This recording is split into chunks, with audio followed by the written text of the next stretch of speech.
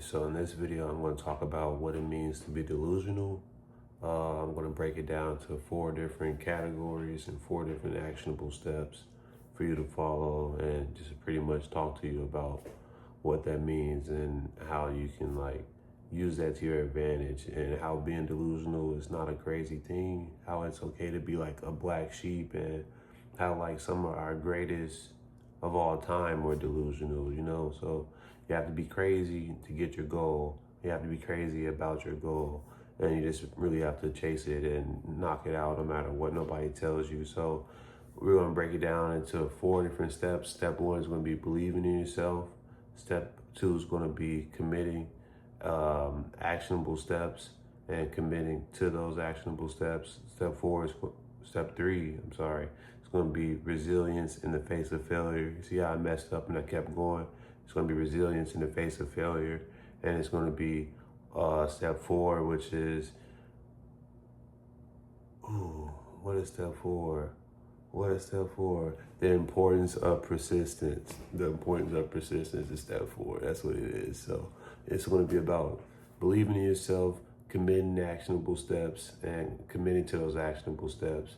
It's going to be about resilience in the face of failure and the importance of persistence. So those are our 4 things that we're going to be going over today. We're going to have a short discussion, just kind of back and forth between me and you, but you understand. So we're going to just talk about that and what it means to be delusional, and how you need to be delusional to chase your goals and get what you want out of life.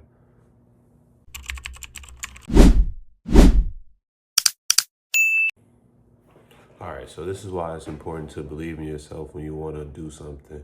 If you don't believe in yourself 110%, if you're not committed to an action and crazy about it, you genuinely have to be crazy about it. Like Michael Jordan was crazy about basketball. Like LeBron James is crazy about basketball. Shohei Ohtani is crazy. Like all the GOATs or the greatest are crazy about their craft. So whatever your craft is and whatever you want to commit to, you have to be delusional about it and go at it 110%.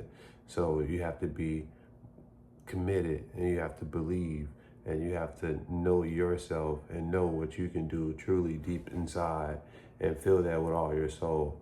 And if you don't feel that about the thing that you're going after, no matter what it is, then you probably shouldn't be doing it. But that's just what it is. It's a thing called drifting. We all seem to drift through life as time passes by, but that's just what it is. That's the game. That's the game of life. So drifting isn't bad per se, but it's just something that we do. Sometimes I find myself drifting. I'll go a couple weeks just being persistent and not really caring, but I try to, correct it when I can, as you should, but there's nothing wrong with drifting. Sometimes you need to drift to recharge. So that's just another thing that you should think about. But you should always believe in yourself 110%. If you're not believing in yourself, then nobody is going to believe in you. So even if nobody's believing in you, sometimes I like to, me being me, sometimes I like to take the haters and use that as fuel. So when you tell me you don't like some type of thing I'm doing, I'll double down on it and see if it works a little bit more. But that can be a good and a bad thing, because sometimes you touch the stove and the fire's hot, so you burn yourself. But that's another lesson that we'll get into down the line. But believe in yourself. So that's topic number 1. I think you should always believe in you. If no one else believes in you, you should believe in you. No one else is going to do it but you. It's all about you. So believe in you, because, it's just us two. It really, and believe in yourself. But that's topic number 1. That's step number 1 to being successful and growing as a person. You have to believe in yourself. So let's get into step number 2. So we're cooking now. We're cooking. Step number 2, all right, commitment and action steps. So you need to be committed to your goal 110%. And I'm not just saying be committed in the sense that, oh, I want to do this, or I want to like try to do this, but and being half-assed about it. Like I have people in my life who I know who are committed to something, but they're not doing it the right way. Like you're not being committed fully. You have this vision of a thing that you like about the thing that you're committed to, and that's what you're committed to, but you're not committed to the back end work of how to make that successful, how to like grow that so you can feed yourself living through that thing that you want to be committed to. You know, we can make money every day. You make money by just talking. Like this is right now could like transpire into income. So that's not the problem. You can make money with any of your passions if you have that vision to do that. But most people fall into the trap of wanting something but not wanting to work for it.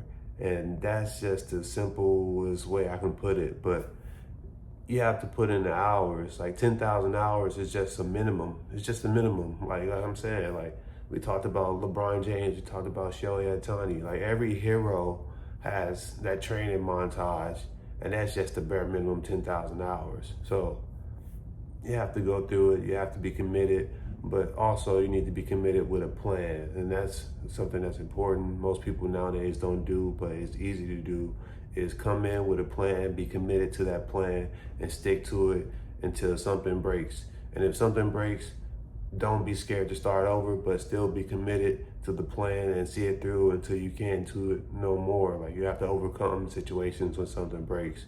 You can't just like, oh, give up completely, but don't be scared to give up either. But you know what I mean? So like it's different scenarios, but at the same time, you know, when you can like try a little bit harder and see if something can like see it through. You can see something through. But yeah, commitment and action steps. You always want to take small steps. Small steps. Every small step is a small W. So you want to take small steps and make sure that you are always appreciating the small wins. So as you grow up and go through life, you take W's, and you might not remember the time you won your fucking third grade Little League championship by the time you're 25, but you won that event, and that was a small W, and that day you appreciated it. So it's all about appreciating the small W's and the small wins. So when I accomplish anything, I thank God, and I thank myself, and I thank whatever made it possible for me to, you know, do this goal and complete this goal and to still like deliver the task and, you know, just get the job done. But appreciate the small wins. Every small win is, you know, just all right, how's the analogy I like to use? So I like to say I'm pushing the rock up the hill, like that one painting. I'll probably pop it up right here if I can find it. But that one analogy about the guy pushing the rock up the hill and how it's so heavy. But every time I take a small W, in my mind, I knock a little bit of that rock off, so it gets a little bit easier for me to push up the hill. And like that hill is eventually going to get farther and closer, whatever. But the hill, you know, the hill's still going to be there. The hill's still going to be the hill, and I'm still going to push the rock. But as I take the small W's, the rock gets easier and easier to push. So eventually I'm going to be able to push the rock up the hill all the way, or I'm going to even be able to fucking carry the rock and bring it up the hill with me. So it's just about chipping off and the compounding of small victories. So that's why you want to be committed and appreciate the small action step. All right, step 3 to being successful is going to be resilience in the face of failure.